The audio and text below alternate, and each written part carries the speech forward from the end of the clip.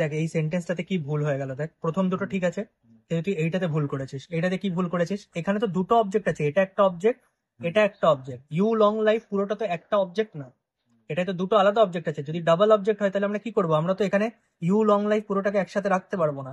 তাহলে আমায় কি করতে হবে, আমি যেরকম ভাবে মে এখানে লিখেছি লিখলাম, লং লাইফটা এখানে লিখলাম, ঠিক আছে।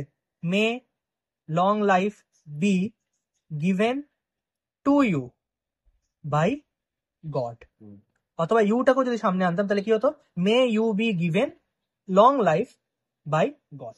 আমি যে কোনো অবজেক্টকেই সামনে এনে করতে পারবো। আমি মেয়ের পরে এখানে লং লাইফ লিখেও বাকিটা, না ইউটা লিখতে পারবো না বলি, তুই তো ইউই লিখেছিলিস, ইউটা তো লিখতে পারবো না। ইউ আর লং লাইফটা মানে পরে দিয়ে ইউটা যদি আগে, হ্যাঁ এই তো লং লাইফটা যদি আমি এখানে, যেমন আমি লং লাইফ, হ্যাঁ সরি আমি এখানে লং লাইফটা আবার লিখে দিয়েছি। এখানে যদি ইউ লিখতাম তাহলেও হতো যে মে, মে লিখলাম you be given long life by God, বোঝা গেল। তাহলে আমরা দুটো অবজেক্ট যেহেতু রয়েছে তাই আমরা যে কোনো অবজেক্টকে সামনে এনে করতে পারবো, কিন্তু আমরা একসাথে কিন্তু লিখতে পারবো না, কারণ আমাকে কি বা কাকে দিয়ে প্রশ্ন করতে হবে, তা আমি তো আলাদা আলাদা উত্তর পাচ্ছি, তো সেটা আমাকে বুঝতে হবে।